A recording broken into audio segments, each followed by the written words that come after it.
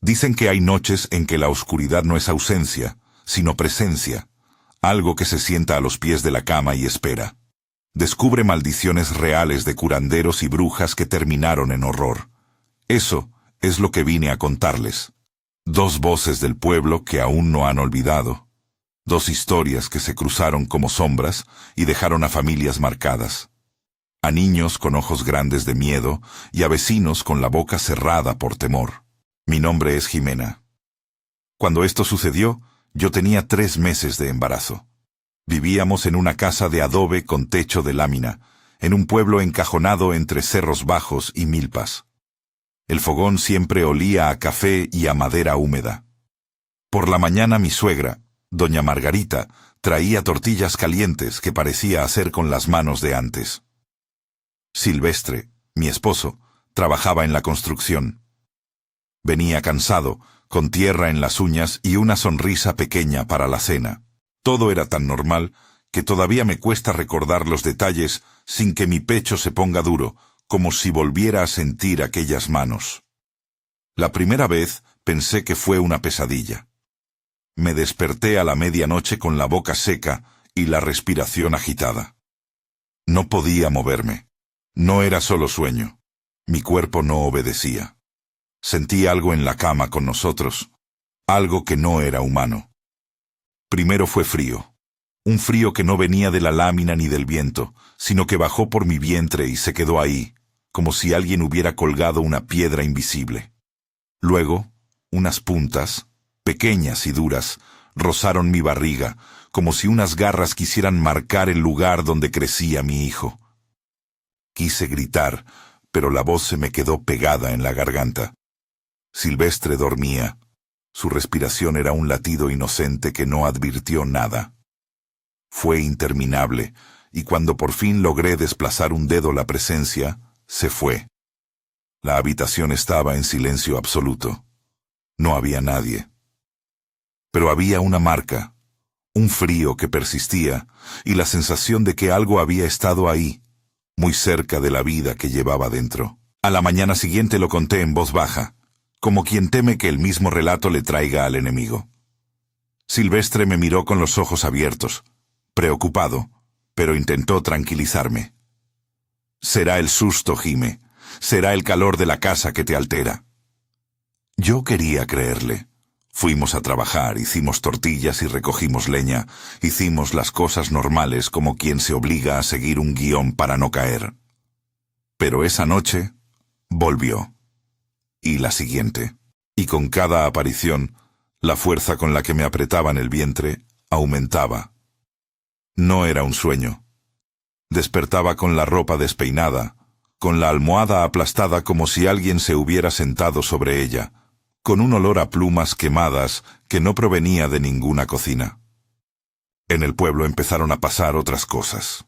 Los perros, que siempre estaban en la puerta, aullaban en la madrugada, y no eran perros aullando por lobos lejanos. Era un aullido largo, como de animal que ha visto algo que no debe. Huellas grandes aparecían en la tierra húmeda del patio, huellas que no coincidían con ningún animal que conociéramos. Vecinas dijeron que habían visto bolas de luz, como brasas flotando en la vereda, y se replegaban al cruzarse con ellas. Lo extraño se volvió cotidiano. No hablé de esto con cualquiera. Supe que debía acudir a doña Gertrudis. Ella no era bruja. Era la mujer que había curado a medio pueblo de fiebre, quien se sentaba a la sombra del mezquite y sabía decir el nombre de cada planta. A ella le conté, sin adornos. Me escuchó con las manos juntas, mirando a lo lejos, como si midiera el peso de lo que le decía. «Hay ojos que miran a los que van a nacer», me dijo al final. «No todo lo que sana es bueno. Hay quienes cruzan la raya». No quiso hablar en términos absolutos. No condenó ceremonias ni a curanderos. Habló de límites. Me dio un alajero pequeño con ajos secos, un listón rojo y un par de tijeras viejas que cruzó y me pidió que las escondiera bajo la almohada. También me dijo cómo colocar el listón alrededor del cuello del bebé cuando naciera. No entró en detalles de rituales, solo en medidas de protección que parecían más bien costumbre que magia. Me enseñó a rezar con palabras cortas antes de dormir, sin pedir que fuera a la iglesia, solo frases de amparo que me repitiera como mantra. Durante una semana, todo pareció calmarse. Me obligué a dormir con las tijeras, a frotar ajos en el umbral, a poner el listón junto a la cuna que aún no estaba. Silvestre se sentía inútil. Tenía rabia contenida en la mirada. El abuelo Ramiro, el padre de Silvestre, un hombre que cargaba siempre un machete al cinto y que hablaba poco, empezó a rondar la casa con más frecuencia. Me daba seguridad verlo, con el machete a la vista y con esa forma de hombre que no sonríe cuando teme. «Si algo viene, no quiero que te encuentres sola», me dijo una tarde mientras recortaba una rama para hacer leña. Pero la calma fue una tregua. Una madrugada que olía a lluvia lejana, escuché un ruido encima de la cama, como de alas al rozar la lámina. Me desperté a oscuras y sentí algo que descendía. No era un pájaro normal. Había algo humano en su chillido. Me tapé la cara, tratando de proteger la barriga con los brazos, y sentí el pico. Una presión seca. Una perforación que me clavaba el miedo en las entrañas. Quise incorporarme, pero mi cuerpo, otra vez, no respondió del todo. Logré, con esfuerzo, empujar la mano que sentía arriba, y mis dedos tocaron plumas, negras y aceitosas. Grité de la forma más rota que encontré, y eso despertó a Silvestre. Él encendió la lámpara, y al ver la habitación, nos contuvimos. No había ave en la cama, no había sangre ni plumas por el piso. Solo quedaba esa sensación de que algo había estado tan cerca que había dejado un rastro en el aire. Un sonido, una opresión, como si algo hubiera querido arrancarnos la vida del vientre. El abuelo Ramiro entró como un ciclón. Su machete brilló en la luz. Recorrió la casa con pasos firmes, abrió los armarios, miró debajo de las camas. Dijo que había un olor a pluma chamuscada y que las tijeras debajo de mi almohada estaban dobladas, como si alguien las hubiera tocado y luego las hubiera dejado de lado. La palabra brujería empezó a recorrer el pueblo con el susurro de la gente en la plaza. No se gritaba, se murmuraba, como si la palabra fuera un objeto caliente que nadie quisiera sostener por mucho tiempo. Algunos desviaban la mirada cuando pasábamos, como si al reconocernos pudieran advertir al mal. Otros no decían nada por miedo a atraer la atención. Sentí en esas semanas la soledad que da el rumor. La gente se protege, y al hacerlo, protege su propia normalidad. Una noche la cosa cambió de forma definitiva. Fue más violento, y a la vez más claro. Estábamos acostados, cuando de pronto la habitación se llenó de un ruido como de ave grande batiendo un ala enorme. Sentí el peso sobre mi vientre. No eran solo garras, era todo un cuerpo posándose con intención. Silvestre saltó de la cama y el abuelo Ramiro apareció con el machete. Hubo un forcejeo que no pude describir bien, porque mi percepción se volvió fragmentos.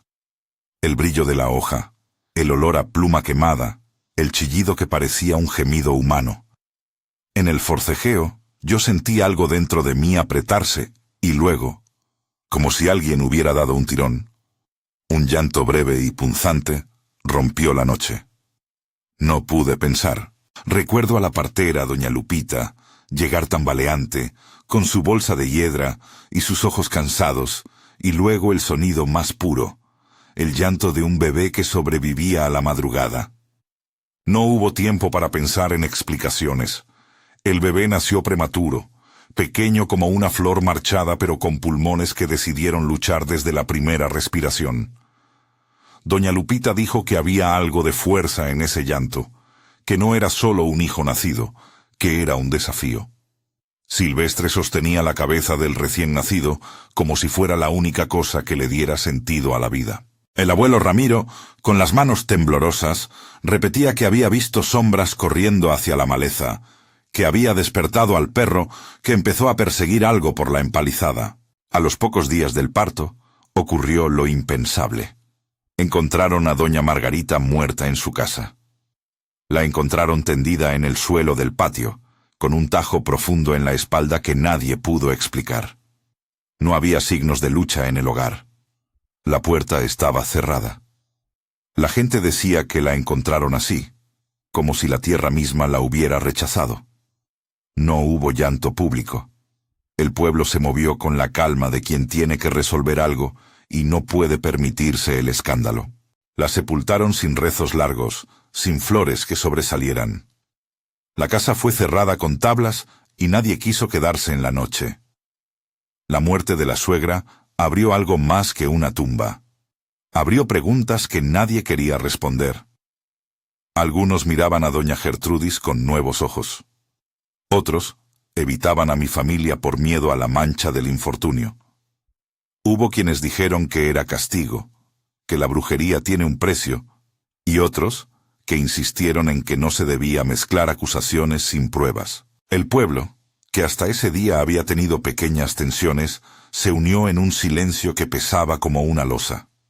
Fue en ese silencio donde yo empecé a buscar respuestas con más empeño. No para culpar, sino para entender. Recorrí el patio donde habían aparecido las huellas. Eran profundas, con 3 marcas largas y una palmeta ancha. Nadie pudo identificar animal alguno que dejara semejante huella. En la lindería del monte cercano encontré plumas negras clavadas en un arbusto, como si alguien las hubiera usado para tejer una advertencia. También hallamos ceniza, fina como polvo, y la sensación persistente de que, al mirar al cerro, la noche se tragaba las formas. Hablé con vecinos que no suelen hablar. Don Jacinto, dueño del cerdo que apareció lastimado días antes, mostró una línea de pregunta en su frente y evitó mirar directo. «Vi marcas en la carne de mi cerdo», me dijo bajo la escalera de su corral. Su voz temblaba, pero fue breve. Parecía que lo había herido una garra, y en la casa de mi padre había plumas. Son palabras que se me volvieron imagen. La escena del corral, la sangre apenas visible, y la idea de que algo depredaba incluso los animales del pueblo. No se presentó una patrulla, no hubo intervención formal. El pueblo actuó como tribunal silencioso. Unos se alejaron, otros miraban con recelo, y algunos, los pocos que conocían de curandería, trataban de contener el mal con remiendos de costumbre. Hubo, sin embargo, una reacción que fue más física. La gente comenzó a colocar protecciones en las puertas. Listones rojos, ajos, tijeras cruzadas. No era por moda, era por miedo. Se dijo que las tijeras bajo la almohada habían salvado mi cama una noche, y por eso muchos replicaron el gesto.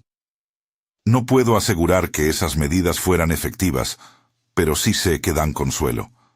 En una comunidad donde la noche trae más que animales, el consuelo es un arma. Mientras tanto, la muerte de doña Margarita se convirtió en leyenda. Algunos decían que la mujer había practicado cosas que no debía. Otros, que había sido simplemente desafortunada. Yo no quería especular. Tenía un hijo en brazos y el recuerdo de algo que había intentado arrancarlo de mí. Por las noches volteaba a ver la puerta y esperaba, una y otra vez, que nada volviera a tocar mi barriga. El pueblo, por su parte, se resguardó en una nueva normalidad. La vida siguió con su lento andar.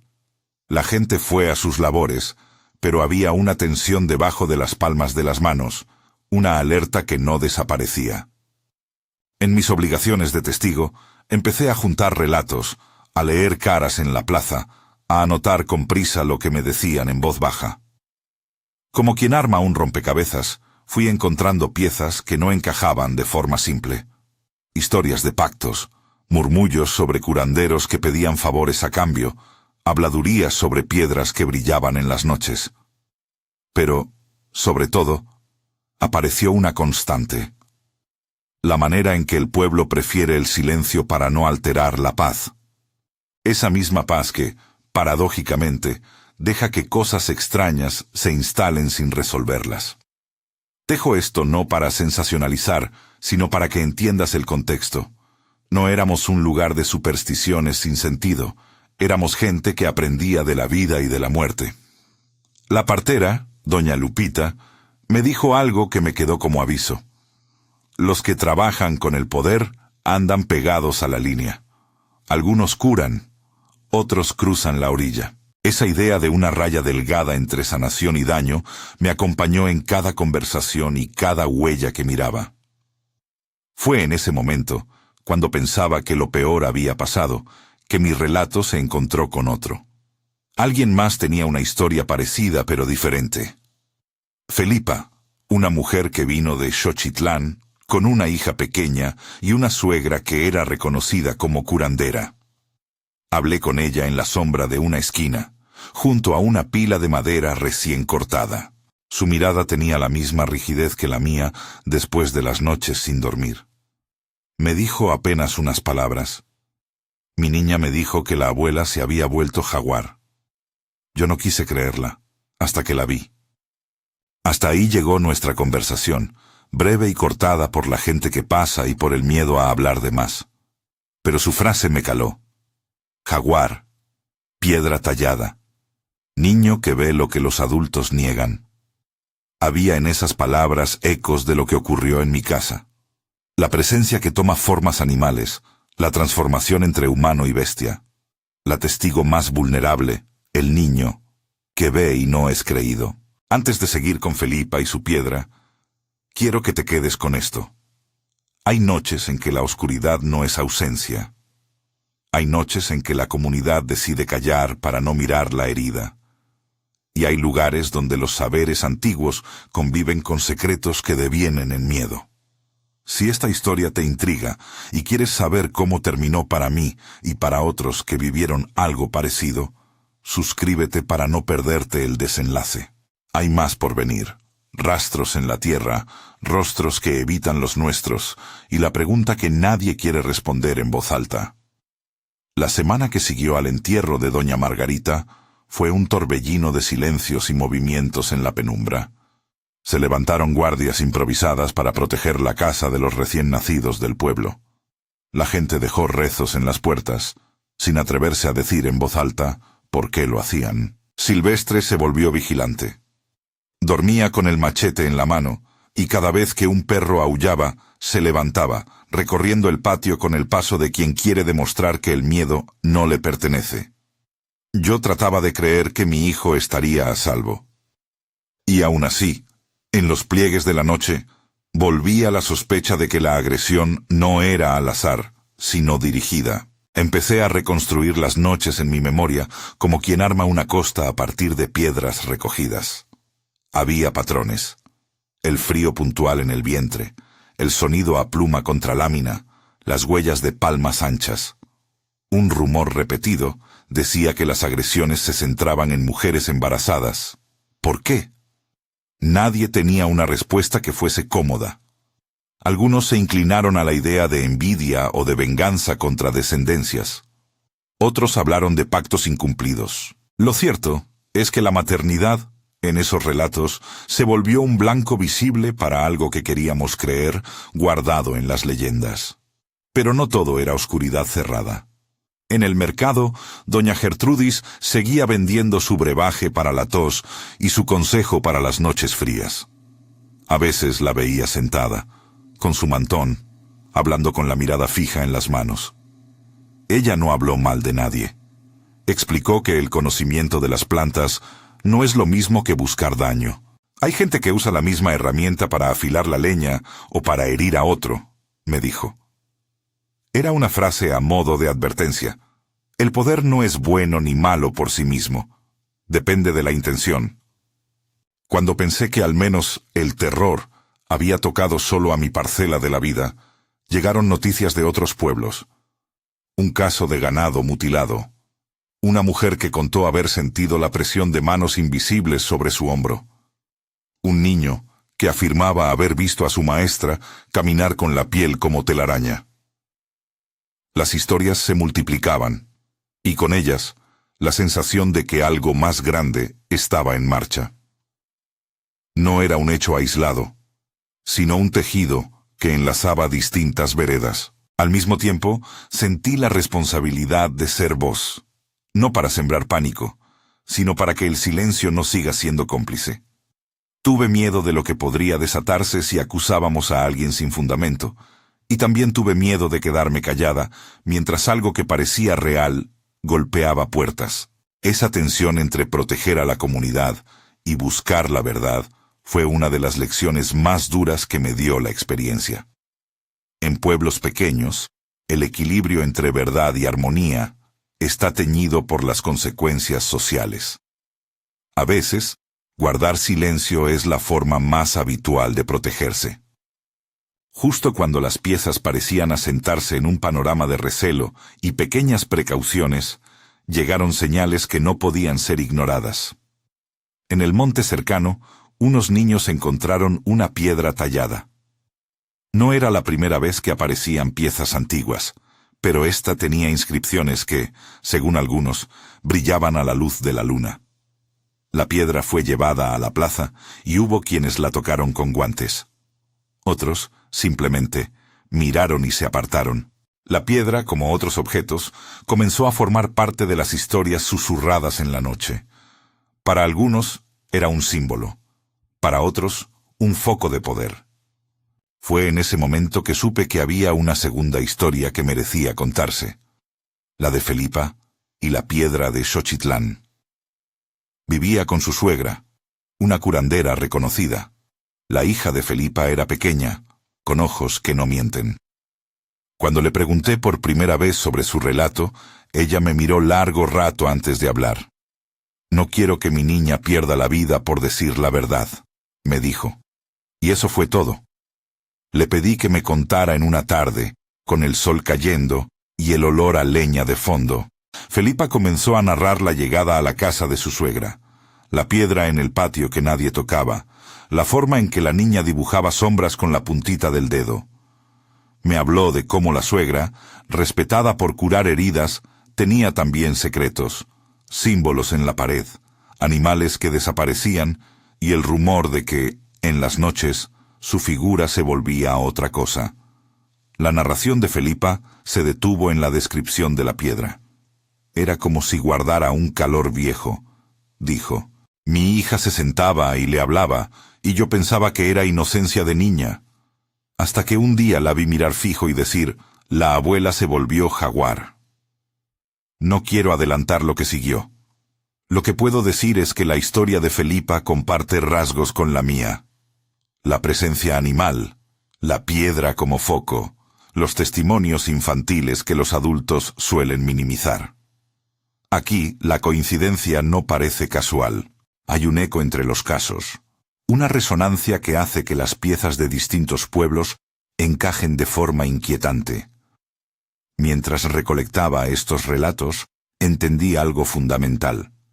La maldición no siempre es un acto único. A veces es un patrón que se repite, un velo que cae sobre comunidades enteras cuando se mezclan poder, dolor y silencio. No se trata solo de acusar a alguien de brujería, se trata de reconocer que en esas prácticas hay ambivalencias. Sanación y daño conviven. La misma mano que cura puede aprender a apretar.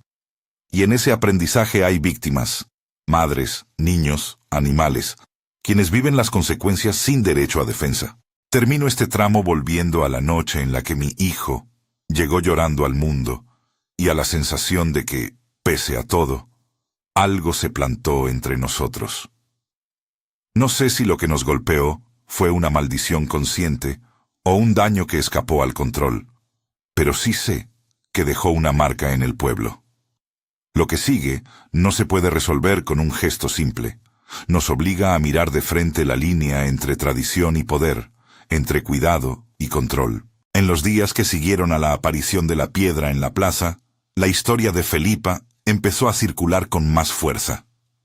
Yo sentí la necesidad de escucharla hasta el final, de entender cómo una casa que cura puede contener en su interior un peligro que nadie nombraba. Y mientras recolectaba más testimonios, noté que las piezas de la leyenda, las plumas, las huellas, las piedras, se repetían como si alguien hubiera usado un mismo patrón para diferentes lugares. La noche cae, y con ella, a veces, la certeza de que no todo se explica con lógica. Hay un crujido en la madera, un susurro que pasa por la ventana, y hay niños que miran la luna con ojos que han visto demasiado. Seguiré con la historia de Felipa y de la piedra, porque lo que viene no es solo un cierre, sino una profundización. Habrá confrontaciones, huida y funerales con signos que no se explican, pero eso pertenece a la siguiente parte de la noche, cuando la plaza está más fría y las voces se vuelven confesiones. Felipa me habló en voz baja junto a la pila de leña, con las manos aún húmedas de lavar ropa. Cuando empezó a contar su parte, cerré los ojos como quien vuelve a sentir un olor que sabe cómo termina. No quise interrumpirla. Su historia necesitaba el aire entero de la tarde para que cada detalle respirara. Ella llegó a la casa de su suegra como quien entra a un lugar que ya conoce de historias. La familia del esposo de Felipa era de 2 pueblos donde el tiempo se enrolla como lana. La casa tenía vigas que crujían igual que los pasos, y en el patio central había un pozo con tapa de piedra. Desde mi primera visita a Xochitlán, me llamó la atención algo que parecía plantado en medio del patio. Una piedra baja, ovalada, con incisiones que no parecían hechas por manos recientes. Los bordes estaban pulidos por el roce de los años y, según los mayores, se calentaba una noche de luna y otra no. Nadie la movía. Se decía que si te sentabas en ella, sentías algo antiguo, un latido que no era humano. La suegra de Felipa, a quien la gente llamaba simplemente la señora, era conocida por curar cortes, fiebre y malas noches. La gente acudía a ella cuando la medicina no alcanzaba o cuando los días traían enfermedades de alma. Tenía un gesto pausado y unas manos grandes, manchadas de tiempo. La casa estaba llena de objetos: frascos con hierbas, telas enmohecidas, una caja con semillas, y la piedra en el centro como un corazón que nadie quería tocar directamente. Al principio, nada extraordinario se notó. La niña, que se llamaba Lucía, jugaba en el patio, corría alrededor de la piedra, tiraba piedritas y hablaba con lo que parecía ser su amiga invisible. Felipa sonreía, dejaba que la inocencia hiciera su ronda, pero fue la manera en que Lucía miraba a su abuela la que cambió todo. La niña se quedaba callada, con la cabeza ladeada, como si escuchara algo que solo ella oía. Una tarde, sin aviso, dijo esa frase que dejó helada a Felipa. «Mamá, la abuela duerme hoy con ojos de jaguar». Felipa no creyó en un primer momento. Pensó que la niña había visto una película o que su imaginación infantil mezclaba cuentos. Pero la inquietud creció cuando las gallinas empezaron a aparecer desordenadas y una vaca de un vecino amaneció con marcas en el costado, desgarraduras limpias como de garras muy grandes. Don Jacinto, el dueño del cerdo del que se hablaba en mi pueblo, había llamado a Xochitlán la misma semana. Su animal apareció con heridas que nadie supo explicar. Tenía trozos de carne arrancados, no por perro ni por coyote. La noticia se esparció como pólvora mojada. Alguien o algo que no nos convenía había estado en la noche. Felipa me dijo que un día entró al cuarto de su suegra y notó algo que se le quedó clavado en la piel. Un olor a tierra mojada y a hojas quemadas. Un calor húmedo que venía del cuerpo de la mujer. La vio de pie, de espaldas, con la luz que entraba por la ventana delineando su figura. Al acercarse, percibió que unas tiras de pelo estaban sueltas en la nuca, pero lo que más la sobresaltó fue el silencio. Ese silencio que no es ausencia de ruido, sino la contención de algo que se conoce. La señora volteó, y en sus ojos hubo un destello que Felipa no supo describir. Era un brillo rasgado, algo amarillo y profundo, como si un animal mirara desde dentro de su cara. Felipa se detuvo a mitad del cuarto, y un escalofrío le subió por la espalda. No le contó esto a nadie esa noche. Guardó el gesto en su estómago, como quien no quiere que una pregunta cruce la puerta y contamine la vida de los demás. Pero la niña lo dijo en la cocina. «Mamá, la abuela me enseñó el monte por la ventana. Tenía las patas con uñas largas y comió la carne del cerdo. Cualquiera hubiera pensado en un delirio infantil. Felipa lo vio como el aviso que se niega a concluir hasta que lo miras de frente. Llamó a su cuñada, habló con su esposo, intentó que su madre en la ley, la señora, hablara, que aclarara todo. La mujer sonrió y dijo que los niños inventaban cosas, que los animales eran cosa de la noche. Pero había un modo en el que su sonrisa no alcanzaba los ojos. La prueba no tardó en llegar. Una madrugada, el gallinero del corral amaneció como si un animal grande hubiera pasado por ahí. Plumas esparcidas, un rastro brillante de sangre en el barro. Don Jacinto vino a la casa con el ceño fruncido y sin muchas palabras, mostró las marcas que había encontrado en su cerdo. «No fue un perro», dijo con voz baja. «Tuvieron que ser uñas, y en mi tierra encontré pelos pegados que no son de mi cerdo ni de perro, son como pelaje de animal del monte». Ese rastro llevó a que varios hombres, con linternas y machetes, entraran al monte a rastrear. Volvieron con las manos vacías y el rostro blanco. Trajeron, eso sí, unas plumas negras clavadas en un arbusto, largas y aceitosas, como las que yo había encontrado en mi cerro. Un patrón se dibujaba entre los pueblos, las mismas plumas, las mismas huellas anchas, el mismo olor a pluma quemada. La confrontación fue inevitable. Una tarde, Felipa, su esposo y un pariente fueron a la casa de la señora. Tocaron la puerta y la encontraron sola. La casa estaba ordenada, la piedra en su sitio. Se escuchó la voz de la mujer desde el cuarto de atrás. «¿Qué buscan, jovencitos?» Felipa le describió las marcas, la presencia de plumas, las desapariciones de animales. La mujer negó con la cabeza, su gesto lento como quien niega algo que no merece gran discusión. Pero cuando la niña, Lucía, entró corriendo con el cuenco de la cena y vio a su abuela, gritó. No fue el gesto de un niño asustado, fue una alarma.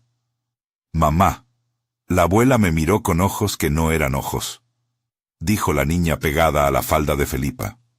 Y entonces, como una rendija que de pronto se abre, todos vimos algo que no supimos nombrar con tranquilidad. La expresión de la señora mudó. La boca se apretó, su rostro se endureció, y por un instante que pareció eterno, su piel se tensó como la de un animal que cambia de postura para sorprender a su presa. En la respiración de la casa se sintió un susurro de selva. Algunos hombres intentaron sujetarla. Otros, por respeto o temor, se quedaron atrás. La señora se revolvió con una fuerza que no concordaba con sus años, y en ese movimiento, una mueca rasgó su cara que nadie supo si era humana o de otra cosa.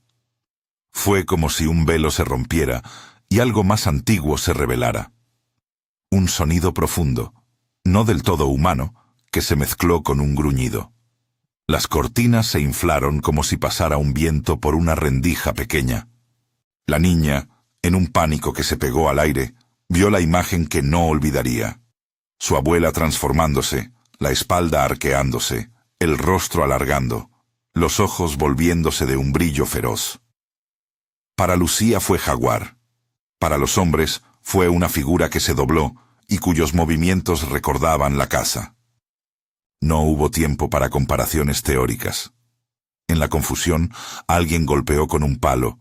La señora cayó al suelo y en el forcejeo el cuenco se rompió y la sombra se desparramó. Felipa gritó por su hija y la tomó en brazos. No buscaban lincharla, buscaban sobrevivir a aquello que se había vuelto insoportable. La vecindad se congregó en la calle con el rostro enrojecido por la emoción. Se habló de llamar a la comisaría. Un hombre propuso curar la situación a la manera tradicional. Atarla, llevarla al monte, dejar que el viento la castigara. Pero la prudencia ganó. Nadie quería cargar con un acto que pudiera ser interpretado como venganza. Decidieron, en cambio, que lo más sensato era huir. No por cobardía, dijo Felipa, sino por miedo a que la noche volviera a dar vuelta la balanza. Ellos empacaron lo esencial: ropa, el poco dinero que tenían, la niña, y se marcharon a casa de unos parientes en un pueblo cercano. Lo dejaron todo detrás, incluida la piedra en el patio, como quien abandona un reloj que marca la hora equivocada. En su huida, Lucía todavía miraba hacia atrás, como si la casa le llamara con un ronroneo que solo ella escuchaba. Pocas semanas después, la señora fue encontrada muerta en su cuarto. La escena fue terrible en su simbolismo. Su cuerpo tendido, la piel con marcas como si peinada por garras, pero no había heridas profundas que piensen de un ataque común. Había rasguños finos, cientos, que la recorrieron como si alguien hubiera pasado las uñas por la tela de su vida. Se habló de que su cuerpo olía a tierra húmeda y a hojas. En la noche del velorio, si así podía llamarse ese encuentro, se oyó un sonido en la lejanía que muchos describieron después como un rugido o un lamento, algo que no sabían si era de animal o de hombre, y que dejó un frío entre los que fueron. La forma en que enterraron a la señora tuvo matices que se convertirían en leyenda. Su cajón fue cerrado con prisa. La gente dejó pocas flores, y algunos vecinos juraron haber visto huellas en la tierra alrededor de la tumba, como si alguien hubiera arañado la tierra con uñas largas. Otros dijeron que en la noche varios escucharon pasos que se alejaban en la maleza con el ritmo de un animal grande. La versión oficial, la que se dijo en voz educada, hablaba de muerte por causas naturales y de la pena del pueblo. En voz baja, sin embargo, se murmuraba otra cosa, que la casa seguía con su corazón de piedra, que la criatura no había muerto realmente, que había cambiado de forma o de nombre. Felipa y su familia nunca volvieron a la casa. Se mudaron, recomenzaron, pero la niña siguió despertando a la mitad de la noche, gritando. En la mesa, cuando alguien mencionaba los nombres de animales o de la selva, se le iba la cara en un vértigo. La vida que intentaron reconstruir tuvo fracturas que el tiempo no soldó por completo. La mirada de la niña siempre estaba alerta, como si esperara que la abuela apareciera detrás de una puerta. Y la madre, Felipa, cargaba con la culpa de no haber insistido suficiente en protegerla, con la culpa, absurda y humana, de haber dudado cuando la intuición de su propio hijo pedía creencia. Cuando junté la historia de Felipa con la mía, no pude dejar de ver el hilo común. La piedra, la transformación, la voz de los niños que perciben lo que los adultos desestiman. En ambos casos, la comunidad adoptó la estrategia del silencio y la adaptación. Se hicieron protecciones alrededor de las puertas, se colgaron listones y ajos. Se retomaron costumbres que parecían simple superstición, pero que dieron consuelo a quien las practicó. La gente optó por retirar a las heridas de la vista, en lugar de abrir causas que pudieran arrastrar disputas y vergüenzas. En términos prácticos, la vida siguió. En términos de memoria, algo más profundo había cambiado. Una certeza de que el poder tiene una doble faz. Hubo, después, sucesos que alimentaron el rumor y la cautela. Algunos vecinos que ayudaron a excavar la tumba de la señora juraron que, después de cerrada, vieron marcas nuevas en la madera del ataúd, como líneas finas que no estaban antes. Otros aseguraron que, la noche en que enterraron a doña Margarita en mi pueblo y la señora en Xochitlán, se escuchó un sonido entre los cerros que ninguno pudo identificar. Un rugido mezclado con un gemido humano, que algunos compararon con el canto de un ave grande quejándose en la oscuridad. Ninguna de esas versiones fue verificada. Eran relatos que se multiplicaban alrededor del fuego, pero que en su repetición se hacían más vívidos. La conexión entre los casos no solo fue simbólica. Una mujer que vendía en el mercado fue quien me dijo que había visto a una persona caminar por el camino que conecta los dos pueblos, con una carga en la espalda que parecía un fardo de mantas. No supo decir si era hombre o mujer, solo recordaba los ojos que brillaban como quemando. Esa mirada, más que la presencia física, pegó en mi memoria.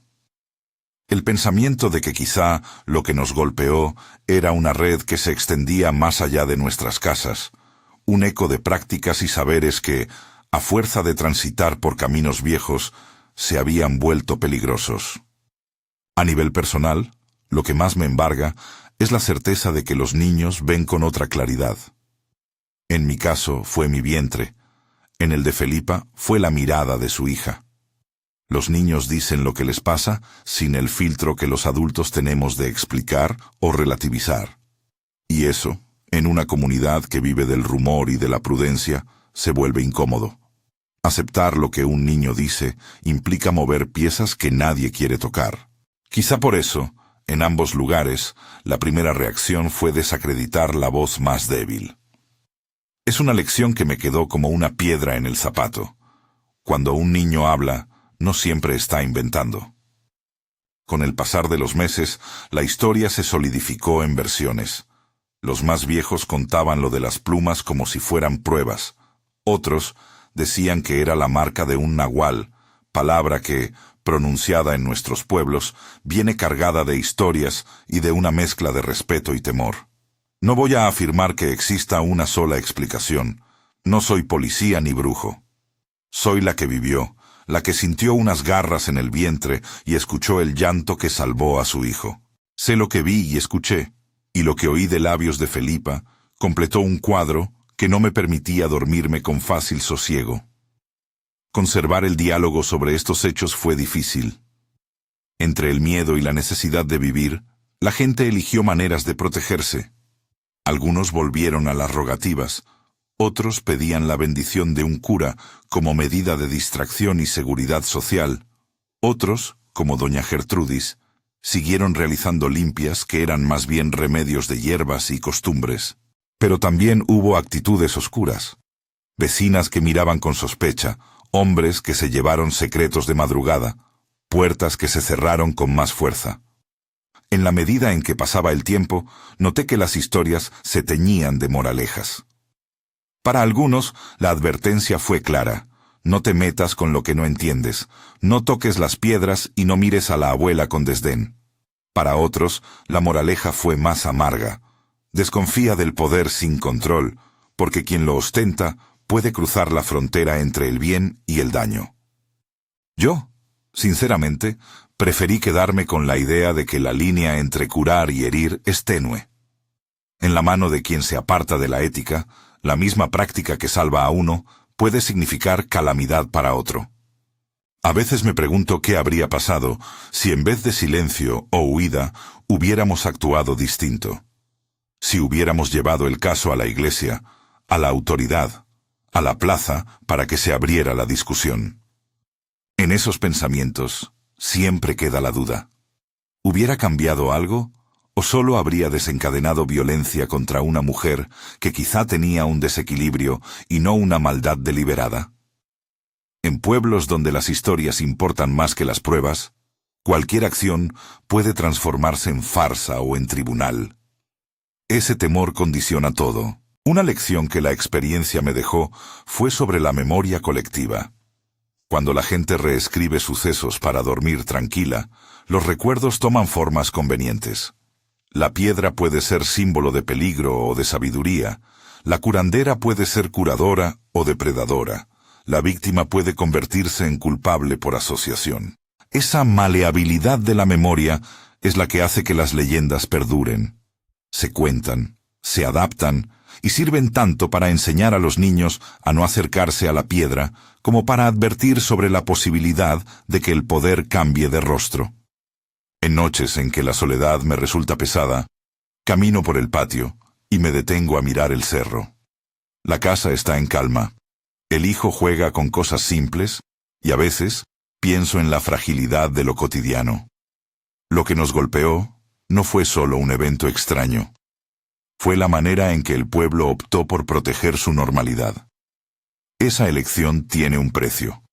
Deja heridas sin vender y preguntas pendientes. Me pregunto a menudo si con otra decisión hubiéramos evitado la muerte de la señora o la huida de la familia de Felipa. Son sí que no conducen a respuestas útiles. Lo que me queda, y que quizá reitera la enseñanza más dura, es la necesidad de escuchar. Escuchar a los niños, escuchar a los que viven el miedo en su piel, escuchar a las sabias y también a quienes coquetean con prácticas que es mejor no tocar. Escuchar no implica creer sin prueba, sino prestar atención con respeto. La verdad, en estos lugares, no siempre se encuentra en un banco de pruebas. A veces yace en los relatos, en las repeticiones de huellas en la tierra, en la voz de una partera que dice haber oído un llanto con la fuerza de desafío. Cierro este relato con la imagen de mi hijo dormido en su cuna, con el listón rojo que me dio doña Gertrudis atado a una esquina, y con la memoria de Lucía despertando a medianoche, con el susto pegado al cuerpo. La noche sigue siendo, para nosotros, un territorio que merece cautela. No digo que debamos vivir en permanente temor. Digo que la prudencia y la memoria son herramientas. Hay tradiciones que nos protegen y otras que nos confunden. El ejercicio está en distinguir sin condenar, en preguntar sin acusar y en acompañar sin estigmatizar. No busco reemplazar la autoridad ni exigir justicia.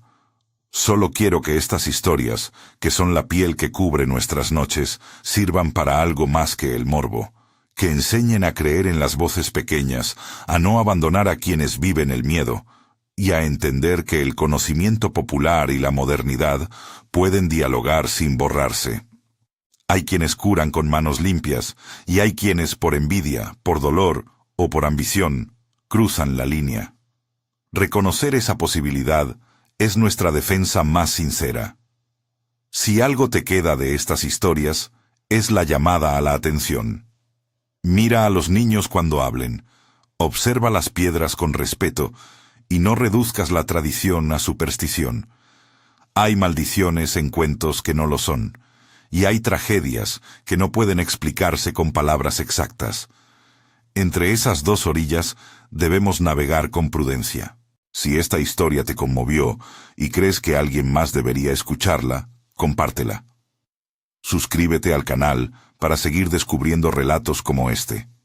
Voces de pueblos, memorias que se resisten y advertencias que a veces llegan tarde. Nosotros contamos para no olvidar y para que el silencio no se vuelva cómplice otra vez.